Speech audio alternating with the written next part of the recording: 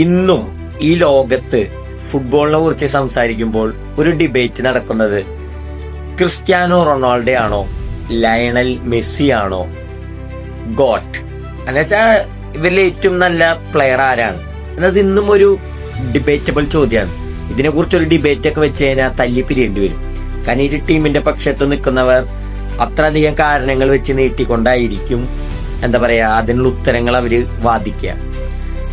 പക്ഷെ നമ്മളൊരു കാര്യം ക്ലിയർ ആയി നോക്കേണ്ടതുണ്ട്. നമ്മളൊന്ന് ചെക്ക് ചെയ്ത് നോക്കിയതാണ്, എല്ലാ ഭാഗങ്ങളെല്ലാം നമ്മൾ ചെക്ക് ചെയ്യണം. നമുക്കറിയാം, ഒരു പ്ലെയർ ഓഫ് ദി മാച്ച് ഒരു പ്ലെയർക്ക് കിട്ടണമെങ്കിൽ ആ കളിയിൽ ആ 90 മിനിറ്റ്സിൽ ഏറ്റവും നല്ല പ്രകടനം കാഴ്ചവെച്ച ഒരാൾക്കായിരിക്കും പ്ലെയർ ഓഫ് ദി മാച്ച് ഒരു കളിയിൽ കൊടുക്കാമല്ലോ. സാധാരണ അങ്ങനെയല്ല. ഇപ്പൊ മാൻ ഓഫ് ദി മാച്ചോ ക്രിക്കറ്റിലാണെങ്കിൽ മാൻ ഓഫ് ദി മാച്ച് എന്ന് പറയും. അങ്ങനെ ആ ഒരു സംഭവം നമുക്ക് എല്ലാവർക്കും അറിയാവുന്ന കാര്യമാണ്.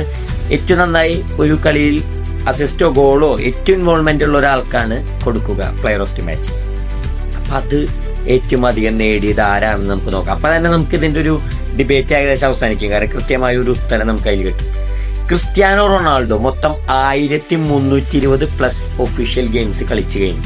1320 1320 പ്ലസ് ഒഫീഷ്യൽ ഗെയിംസ്. അതിൽ നിന്ന് അദ്ദേഹത്തിന് 176 പ്ലെയർ ഓഫ് ദി മാച്ച് കിട്ടിയിട്ടുണ്ട്. 176 176 പ്ലെയർ ഓഫ് ദി മാച്ച്. ഇനി മെസ്സി ആവട്ടെ 1100 പ്ലസ് മാച്ചസ് ആണ് ഇപ്പൊ കളിച്ചിരിക്കുന്നത്. 1100 പ്ലസ് 1100 പ്ലസ് മാച്ചസ്. മെസ്സിക്ക് കിട്ടിയിരിക്കുന്ന പ്ലെയർ ഓഫ് ദി മാച്ച് എത്രയാണെന്ന് അറിയോ? 395 395 എന്ന് വെച്ചാൽ റൊണാൾഡോയുടെ ഏകദേശം ഇരട്ടിയിലെടുത്ത് ഡബിൾ ഇൻറ്റു 2x.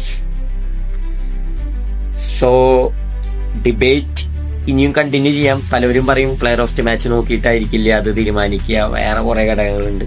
നമുക്ക് കമന്റ് ബോക്സിൽ കാണാം, നോക്കാം ആർക്കായിരിക്കും ആരുടെ ഭാഗത്തായിരിക്കും ഏറ്റവും കൃത്യമായ വിവരണം എന്ന് നമുക്ക് ഇതിന്റെ കമന്റ് ബോക്സിൽ വീഡിയോയിൽ കണ്ടറിയാൻ പറ്റും. Messi or CR7 who is got?